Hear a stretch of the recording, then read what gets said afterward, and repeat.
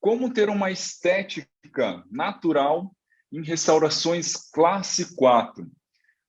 Em muitas situações de trauma, fratura,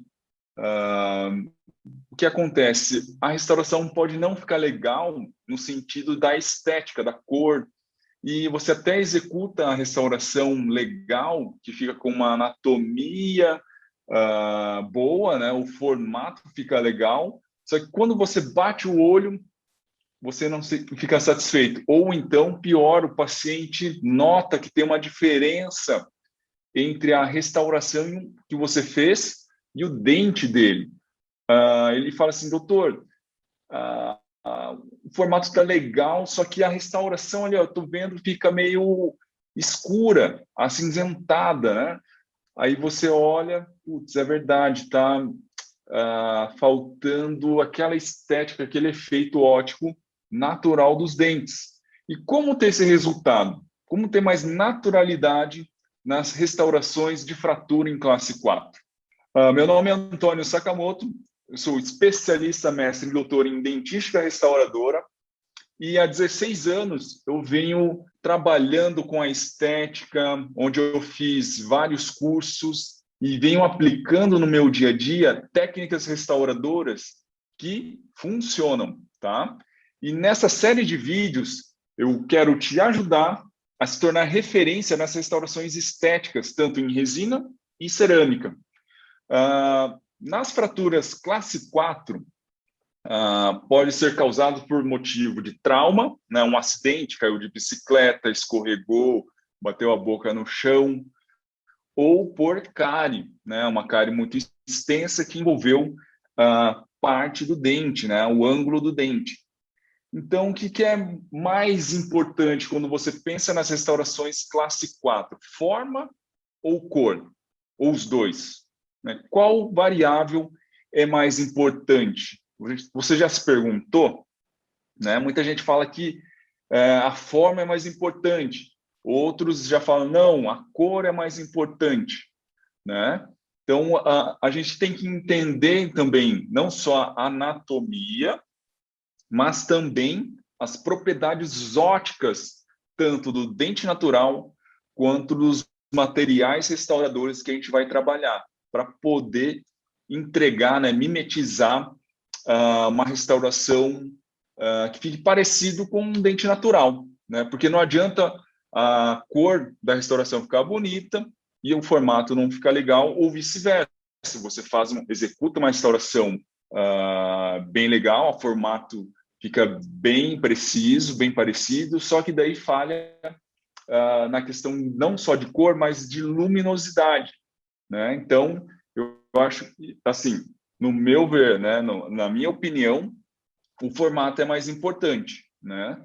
Mas se a cor não ficar muito diferente, muito divergente, lógico que vai chamar atenção, né?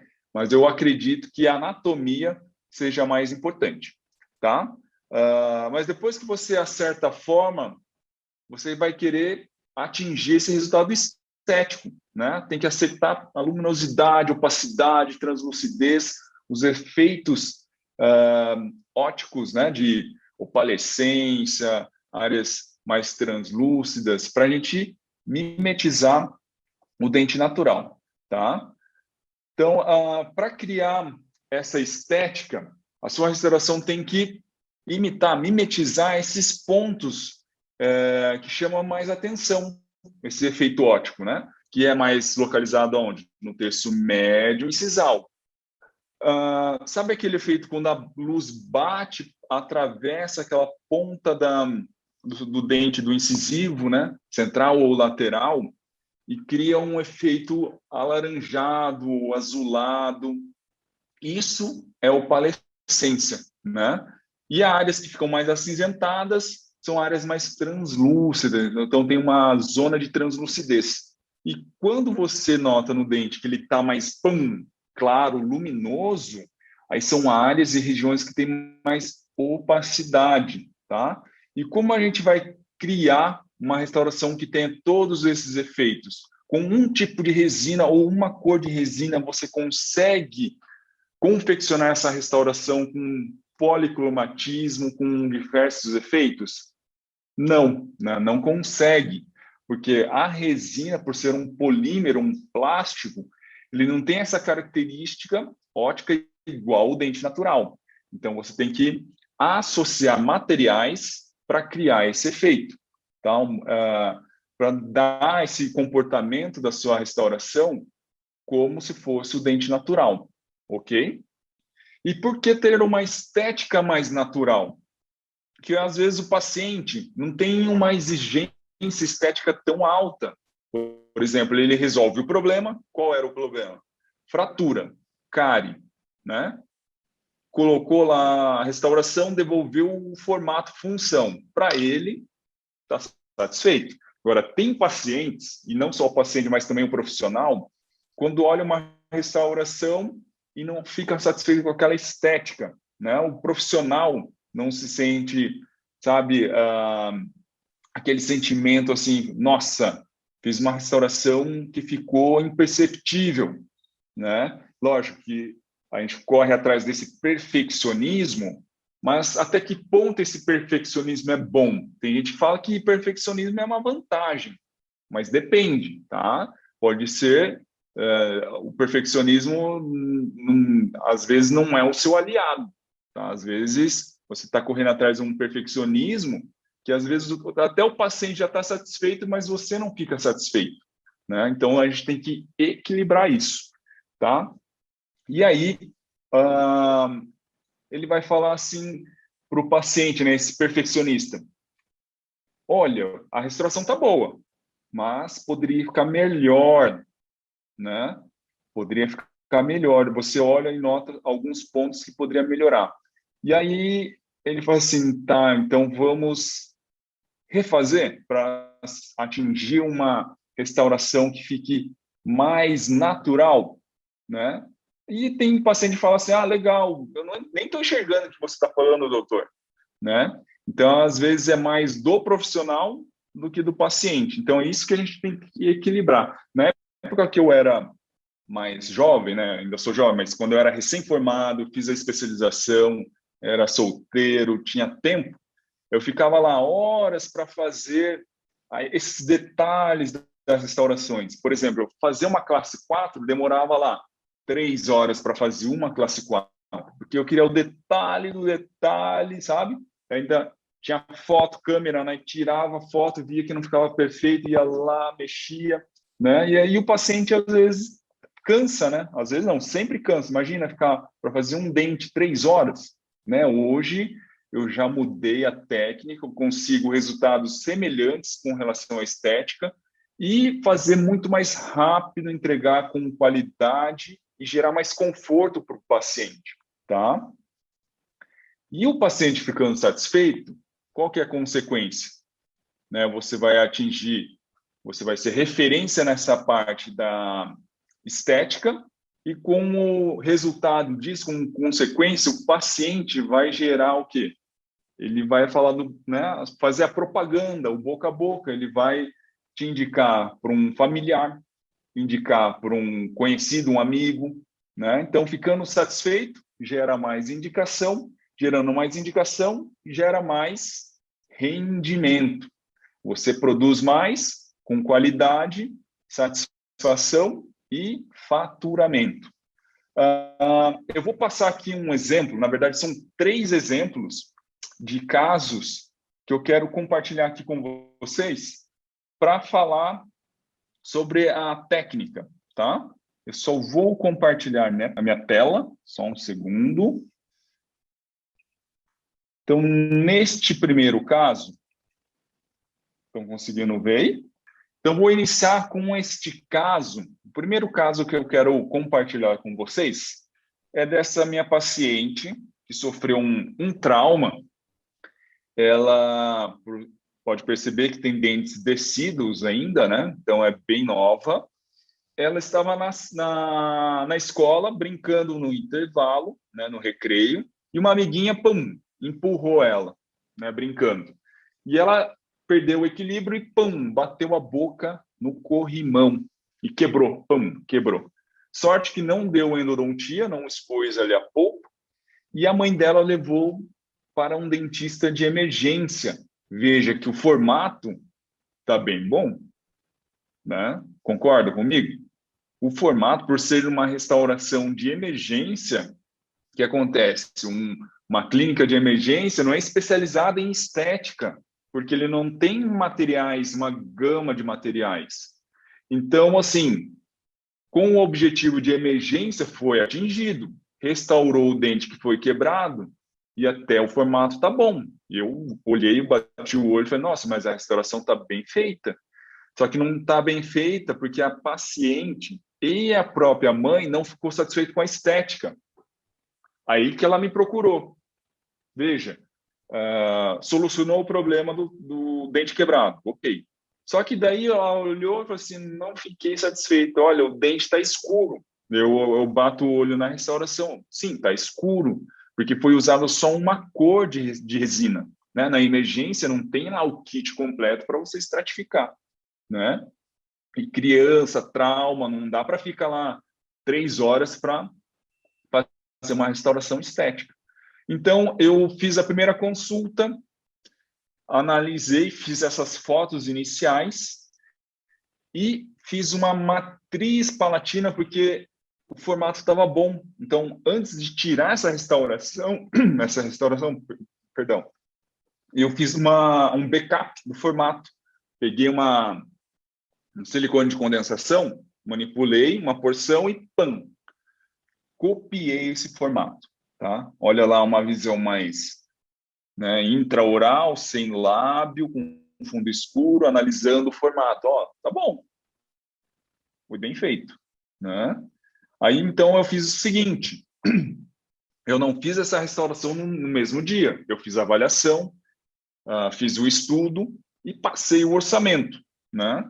Só que eu fiz um mapeamento para ir no dia da restauração, da execução, eu já restaurar e devolver com esses efeitos ali, onde está umas manchinhas mais esbranquiçadas, uma área um pouquinho mais alaranjado, uma área um pouco mais azulado, mais acinzentado. Daí eu já fui fazendo esse mapeamento para chegar na hora. O que acontece? Quando você vai restaurar, se você não fez a tomada de cor e a definição do mapeamento assim, das cores que você vai usar e opacidade, translucidez, o que acontece? O dente desidrata. O dente desidratando não vai ficar no tom do dente natural, né? Sempre ele vai ficar mais branco. Então, daí você vai restaurar não pegando a tomada de cor natural. Então, faça a tomada de cor antes de isolar. Essa é uma dica super importante. Aí eu fiz isso, ó, com a foto da paciente, fiquei estudando ali a foto, peguei ali a ferramenta do software de imagem, fui, sabe, tirei a cor, aumentei saturação, então consigo fazer um mapeamento de cor, onde que tem mais translucidez, onde tem mais opacidade, e fiz minhas anotações. E na foto esquerda ali, ó, em cima do envelope, tem uma matriz que eu fiz com silicone que é azul. Então, a matriz palatina está pronta. Então, quando eu tirar essa restauração, eu não preciso reconstruir na mão. Eu já tenho o formato que já está aprovado. É como se fosse o meu enceramento. Já ganhei tempo e economizei no laboratório, né? Que eu não pedi enceramento do laboratório. Não teve custo de laboratório. Joia? E aí ficou assim, ó. Então, aqui tem a foto antes e depois, né? Embaixo o depois, em cima o antes. E eu coloquei também a mesma foto, só que em preto e branco. Por quê? Que eu consigo analisar com a foto preto e branco para ver se eu acertei a questão de espessura, luminosidade, né? A cor da restauração, se a restauração ficou branca ou cinza. Veja que no antes, aqui do lado direito, que é na parte superior, se eu olho para o lado esquerdo no colorido, você nota a saturação que você não enxerga esse tão fácil, igual está no preto e branco, onde é dente ali, onde tudo é resina, está cinza. Qual a informação que me passa? que a dentista da emergência usou só resina para esmalte, resina translúcida. Por isso que toda a restauração ficou acinzentada. Para corrigir isso, o que eu fiz? Ó, tirei tudo. Veja a minha restauração no dente de baixo, na foto de baixo, perdão. Lado esquerdo colorido, lado direito preto e branco. Note que aquela transição do dente para a restauração, você já não consegue visualizar a diferença. O grau de acinzentamento na escala de cinza, né, tá mais branco, não está tão cinza, porque eu corrigi a opacidade. Antes a restauração estava translúcida, resina só para esmalte, e aí eu fiz a mescla de resina para dentina e resina para esmalte e efeitos. Por isso que eu devolvi, né, o efeito óptico do dente natural, ok? Veja a foto de perfil, lado a lado, né, direito e esquerdo, resultado imediato, né? Uma semana depois, né, quando eu fiz o polimento final. No segundo caso, é um outro caso que eu selecionei também, que eu acho interessante compartilhar com vocês, é este caso, ó, paciente com mais idade, ela já tinha sofrido um trauma e fez uma restauração, só que a restauração foi desgastando. E todo profissional que ela ia, todo dentista que ela ia se consultar, falava para ela, olha, não dá para aumentar esse desgaste. Se aumentar, vai quebrar, né? Uma classe 4, né, que pegou tanto o ângulo mesial distal. Só que, lógico, se aumentar, só aumentar e não fizer nada, vai quebrar. Até quando ela faz a protrusiva, a foto, eu não tenho a foto aqui, mas é assim, na hora que ela faz a protrusiva, o formato dos inferiores do antagonista faz esse L também. O 31 e o 40, o 31 e 32, que são os incisivos inferiores aqui do lado esquerdo, estavam mais compridos, que era justamente onde desgastava a resina do 21 e do 22, tá? Então, quando eu fiz a avaliação, eu falei assim, dá para aumentar, só que eu vou ter que ajustar a oclusão do antagonista. Compensar, que o tempo compensou, que é, ele migrou, e eu desgastar para criar espaço para minha restauração. Ela aprovou, eu fiz, o planejamento foi de canino a canino, porque ela tinha um diastema também do lado, ali não dá para ver na foto frontal, mas tem um diastema ali do lado. Inicialmente, então, a gente fez o clareamento para definir o tom, que ela não gostava do dente, a coloração, que estava um pouco mais amarelada. Então, eu fiz clareamento e restauração em resina de canino a canino, né? Então, seria essas classe 4 no 21 e 22 e recontorno nos outros dentes, tá? Uma imagem mais aproximada, sem lábio, né? Veja que tem, né, o pontinho, os espaços ali que ela reclamava também, e o diastema ali do lado. E aqui o resultado final, imediato. Aí, quando eu fiz esse ajuste oclusal, eu nivelei o elemento 31 e 32. Veja que ele está na mesma linha, né, no mesmo plano do lado direito, do 41 e 42. Então, quando ela faz a protrusiva, já está mais equilibrado e não vai forçar e não vai quebrar a restauração onde a gente aumentou o comprimento do dente. Então, ela fica estável, né? A protrusiva está equilibrada, tá? Veja um resultado aqui, a foto mais aproximada, sem lábio. Aqui você enxerga um pouquinho ainda da pastinha de polimento, então é uma foto logo após, imediato, né, a restauração. Os dentes estão um pouco desidratados ainda, mas já dá para notar o resultado. Tá? Resultado final com vista lateral direito, vista lateral esquerdo, como ficou o resultado. Tá? No terceiro caso, também eu queria mostrar para vocês que é um caso bem interessante de trauma, de fratura, acidente. O paciente também procurou uma emergência, o dentista colou os fragmentos, tá? Só que daí soltou o fragmento do central direito. Aí a irmã dele era minha paciente, já era minha paciente, né? E ela comentou do irmão dela, falou assim: meu irmão sofreu um acidente, quebrou os dentes e ele foi na emergência, o dentista lá colou o pedaço do dente quebrado, mas soltou.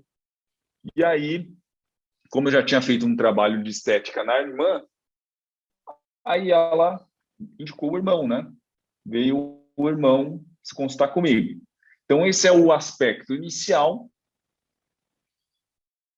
e como ficou o reparo, na verdade, a colagem de fragmento, mas o encaixe do fragmento não estava perfeito, perdeu partes, né? A fratura foi tão grande que quebrou o pedaço do dente em mais partes. Veja que tem uma linha espessa ali de resina, né? Então não ficou legal a estética. E do outro lado soltou o fragmento. E aí ele veio sem o fragmento. Ele perdeu o pedaço do dente. Uma visão por incisal, não teve comprometimento endodôntico, radiografei estava legal, né? Não teve. Só que quando é trauma, você tem que avisar o paciente que ele tem que fazer um acompanhamento radiográfico, cada um ano radiografar para ver se não tem nenhuma lesão, né? Mesmo o dente está vivo, fazer teste de vitalidade para ver se não vai necrosar o dente. Ou se ele começar a escurecer, né? Aí você tem um sinal que teve alguma mudança aí na questão pulpar, né? Vista lateral inicial, né, da fratura. E aí fiz a restauração. Como eu não tinha o enceramento, eu fiz um mocap direto, tá? Ele não trouxe o fragmento, mas eu peguei uma resina de cor qualquer, né, qualquer cor, e coloquei resina no formato ali da fratura. Vou botar um slide. No formato aqui da fratura, sem condicionar. Aí eu peguei aquele silicone de condensação, manipulei e pam, capturei. Aí que eu tirei o que estava grudado e soltei esse que eu fiz na hora. Fiz um mockup direto com resina. Aí eu tenho um formato final do dente, eu posso estratificar corretamente, tá? Aí o resultado foi esse, ó. Veja então o resultado final, uma vista de perfil lateral direito, lado esquerdo. Aqui fica evidente aquelas áreas do terço incisal com mais efeitos. Veja que eu associei resina com corantes, com pigmentos. Tem pontinhos mais branquinhos, né, que tem mais luminosidade, e áreas mais azul acinzentado. Então, associação de pigmentos com restauração com resina, tá? Aqui numa vista frontal, sem lábio, né, com fundo escuro, é mais nítido esses pontos onde eu associei corantes, né? E aí fica um resultado mais natural, né? Porque o dente ele tem esses efeitos, né? Então o branquinho que eu coloquei ali de corante não é para mimetizar, para imitar mancha. Se você notar o dente lateral, né? O dente que é dente, ele tem alguns pontos mais luminosos que esses pontos mais esbranquiçados, tá? Que eu criei com um corante branco para gerar esse ponto de luminosidade. Joia, então, esses três casos que eu queria mostrar para vocês, que é interessante a forma como a gente pode trabalhar para conseguir resultados mais naturais, ok? Aí o profissional pode mencionar e falar comigo assim, tá, mas beleza, você consegue, mas eu não consigo, porque eu não tenho esse dom para fazer a restauração. Só que para fazer esse tipo de restauração, né, ele fala assim, eu não tenho dom e também eu não tenho mão para fazer essa restauração, eu não tenho nenhuma habilidade manual, eu não sei fazer.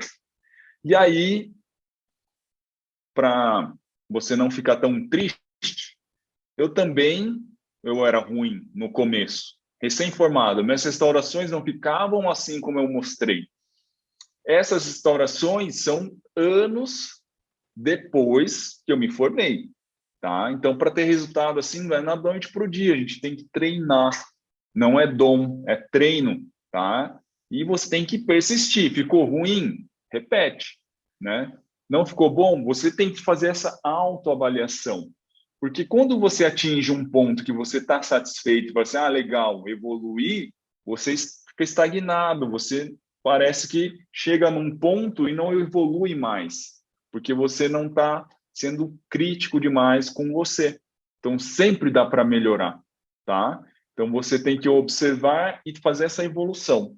E também observar que você tem por exemplo, eu vejo um caso, assim, eu não sou bom nesta etapa. Não sou bom em reabilitar implantes. Vai estudar sobre implantes, entendeu? Não faça só o que você gosta, entendeu? Então, a gente fica nessa zona de conforto e você não evolui, ok? Então, é treino, treino. Porque quando você, né, o profissional, a pessoa fala assim, não consigo. Olha, tem aquele problema, né, tem aquele obstáculo e trava, fala, não consigo.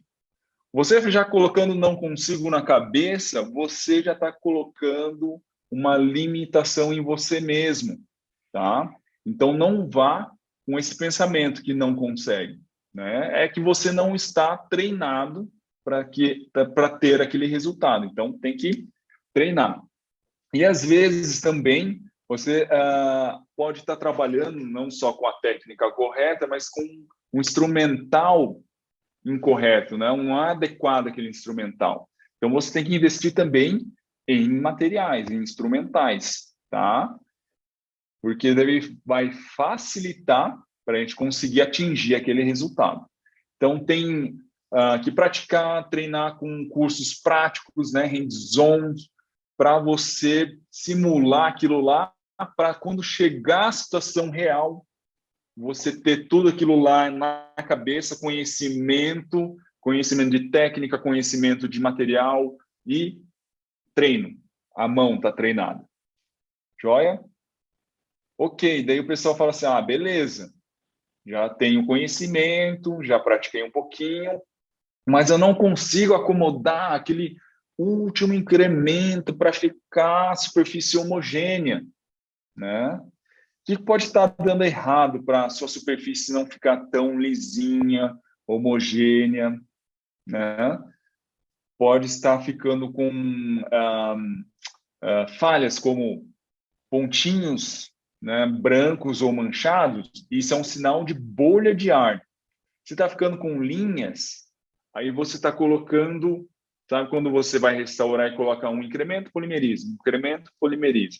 Aí vai ficando a união dessas interfaces e a sua superfície vai ficando cheio de linha irregular, tá? Então, para evitar isso, eu coloco o incremento, ou até um incremento maior, porque o fator C é baixo, né? Em restauração anterior, classe 4, eu pego uma espátula mais larga para fazer, né, para espalhar melhor o material, né, a resina, e evitar essas irregularidades. Se você pegar uma espátula muito estreita, ele vai criando defeitos na superfície, você não consegue espalhar corretamente. Então, para deixar essa superfície homogênea, eu não gosto de usar espátula muito estreita.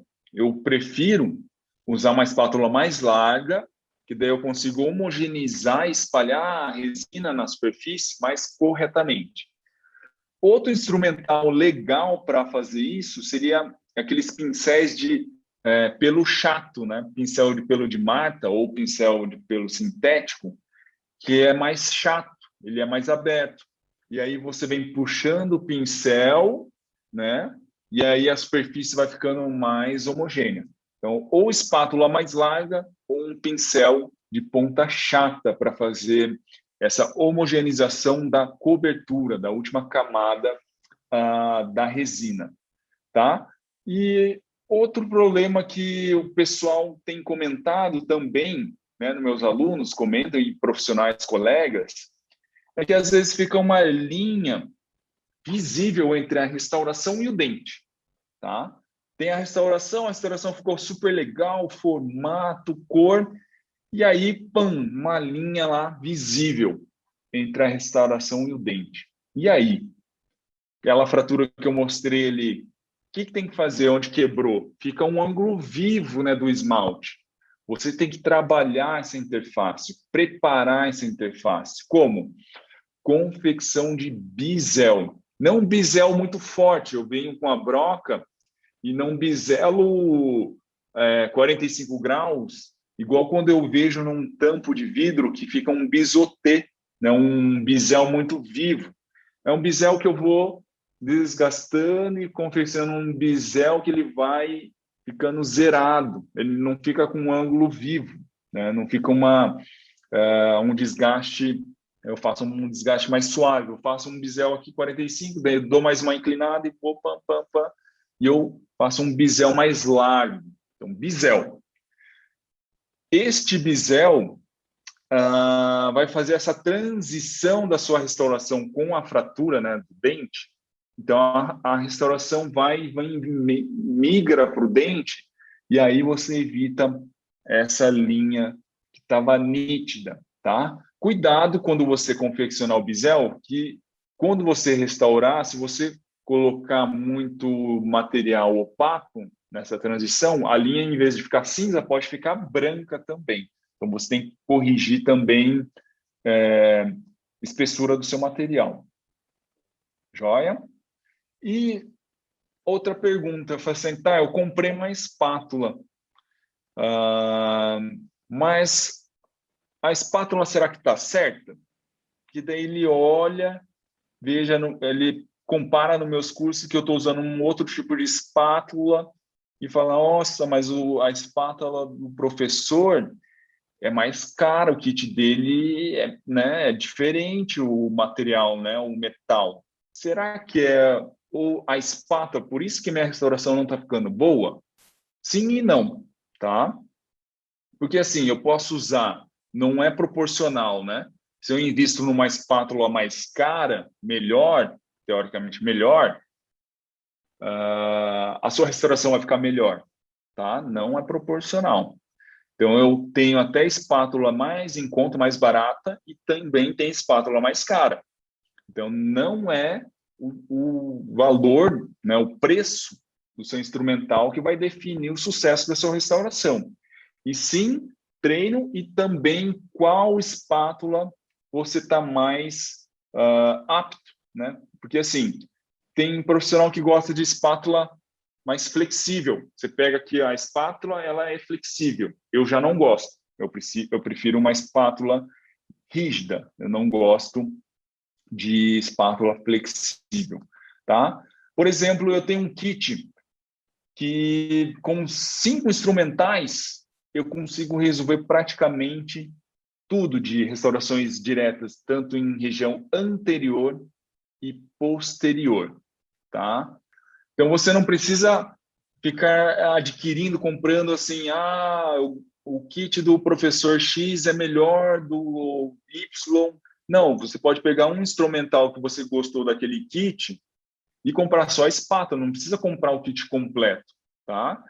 Então, é treino e também gosto, né? Assim, eu gosto de um instrumental mais leve, não, gosto mais pesado, isso faz diferença, porque tem espátula que o peso da espátula faz diferença. Eu prefiro um instrumental um pouquinho mais pesado, né? Não muito leve, porque eu acho que muito leve, o peso do instrumental, na hora que eu vou trabalhar, eu tenho que aplicar mais força. Então, eu gosto do peso do instrumental. Então, isso faz diferença. Tem gente que não gosta, tem gente que gosta de instrumental mais leve. Tá? Com relação aos pincéis, se você vai adquirir o pincel, daí muita gente fala assim, tá, mas esse pincel para homogeneizar a superfície de pelo de marca, que é pelo natural, ele é mais caro comparado ao pelo sintético. Sim, ele é mais caro. Só que se se você calcular, colocar na ponta do lápis ali, o valor, lógico, pelo de Marta, o investimento inicial é mais caro. Mas se você fizer a conta da durabilidade dele, se você cuidar, né, ter cuidado no manuseio, para guardar, né, limpar, ele vai durar bastante. Então, ele dura de 2 a 3 vezes mais também. Então, não é tão mais caro, porque ele vai durar 2, 3 vezes mais que o seu pincel sintético. E, com relação à qualidade, assim que a gente faz para ver se vale a pena, né? Um custo-benefício. Eu acho que vale um investimento, um pincel de pelo natural, tá? E como você pode ter uma estética mais natural nas restaurações classe 4? Primeira coisa, né, que a pessoa, né, o profissional, precisa ter uma base teórica, um conhecimento. Isso é importante, tá? Porque com uma base nisso, você vai saber qual resina, qual técnica, qual corante você vai utilizar para criar aquele efeito desejado, tá? Não existe uma receita de bolo, não existe uma colinha, assim, uma estratificação, igual fiz o mapeamento ali, igual eu mostrei naquele caso. Não tem uma receita pronta para você falar assim, use na camada tal, resina X, usa na região tal, resina Y. Infelizmente, não existe essa receita, tá? E eu falo disso no meu curso Master em Restaurações Estéticas, para observar os dentes naturais, né? Para a gente observar o dente que você quer copiar, que seria o dente vizinho. Você checa esses pontos para você mimetizar. Então, você tem que treinar também o olho para você identificar essas regiões que você quer imitar na sua restauração.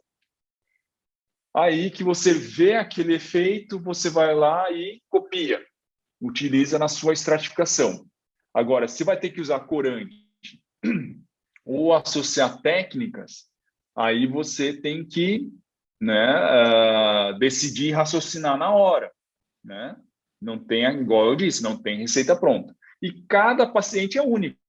Então, você vai ter que identificar esses conceitos e eleger qual técnica, qual material você vai alcançar aquele resultado naquele paciente. Então, às vezes, numa aula eu passo uma sequência de estratificação. Tem lá um hands-on, que tem um manequim, que tem um dente padrão. Por que eu padronizo? Porque se tem uma turma lá de 20 alunos, como que cada um vai fazer uma restauração do jeito que quer? Não, eu padronizo para a gente treinar. E aí a gente está treinando aquele paciente, que é o manequim, que tem um tom de dente que é padrão, tipo A3, por exemplo. Aí eu padronizei o manequim, que é o paciente, está no tom A3, e faço bem passo a passo. Faço uma restauração, vou acompanhando os alunos e vou fazendo item por item, região por região. E o aluno vai copiando passo a passo. Ponto 1, palatina, região incisal, mamela, efeito incisal, efeitos com corantes, anota tudo. Chega segunda-feira lá no consultório, chega um paciente igualzinho à fratura. E aí, opa, vou colocar em prática o que eu aprendi. E puxa aquela anotação. Na hora que ele faz a estratificação, como ele fez no curso, a restauração não fica boa, porque ele seguiu passo a passo, à risca, a anotação que ele aprendeu lá no curso. Só que também tem outro porém. No curso, a gente trabalhou e treinou com um fabricante X. E ele tem no consultório um kit de resina do fabricante Y. E aí ele me liga, né, manda um WhatsApp, fala, professor, me ajuda, olha, manda foto. A restauração não ficou boa. Fiz igual você mandou no curso, segui bem passo a passo, e não ficou legal, não ficou natural. O que acontece? A restauração, o formato ficou bonito, o dente, a restauração pode até acontecer de ficar mais bonito que o dente. A restauração fica com mais características e efeitos óticos que o dente, mas ele não prestou atenção no dente natural. Então, isso que ele tem que raciocinar, tá? Ele tem que entender os conceitos e técnica para daí ele selecionar a cor certa, né? Qual a técnica, qual a estratificação, se associa pigmento ou não para cada paciente, tá? Então, uma dica prática é você pegar aquela foto, igual eu fiz no caso que eu mostrei para vocês, foto colorida, foto preta e branca, tá? Porque daí a foto no preto e branco, eu consigo analisar alguns pontos importantes, que são luminosidades, opacidade, translucidez, tá? Então, quando eu uso uma resina para dentina e quando que eu uso resina para esmalte? Então, é na fase do planejamento, tá? Antes de sentar a bunda no mocho e tá com o dente lá com o preparo pronto e você vai restaurar. Né? Eu já identifico isso antes no planejamento, com a foto, tá? E maioria dos profissionais, dos colegas, tá, né, focado ali na fratura, no problema.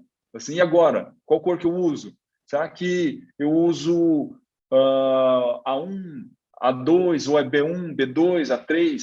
Na hora do procedimento. E aí você tá com o dente isolado, não fez a tomada de cor, aí já começou tudo errado. Então, eu já vim lá do início, planejamento, tá? No planejamento, antes da restauração. E aí, quando eu sento ali, estou com a situação, eu já puxo na memória aquela foto e também tem um mapeamento de cor que eu fiz, aí eu sigo aquilo lá, que está no meu script, né? Lógico, se eu estou fazendo a restauração e bato o olho que não está ficando legal, você já tem que já sacar na hora e improvisar. Opa, não foi a cor que eu planejei, vou mudar. Aí você também tem que ter essa tomada de decisão, essa atitude, ser proativo, de falar assim, não, mas o professor mandou fazer isso. Não, se você está vendo que vai dar errado, vai dar errado. Tá? Esse feeling que você tem que ter, você tem que escutar, tá? Escutar o seu interior. Opa, meu feeling é isso. Não, vai dar errado. Estou vendo que está ficando cinza. Está ficando cinza. Então, você tem que aí ir lá ajustar a restauração, no momento da restauração, tá? Bom, pessoal, então, esse era o assunto de hoje. Se você ficou com alguma dúvida, deixe aqui no comentário, que daí eu vou respondendo. E se você gostou do vídeo, também deixa um like aí, para a gente saber se está indo no caminho certo. E aproveite para me seguir nas minhas redes sociais, no meu Instagram, no meu Facebook e no meu canal do YouTube. Tá joia? Sucesso e um abraço a todos!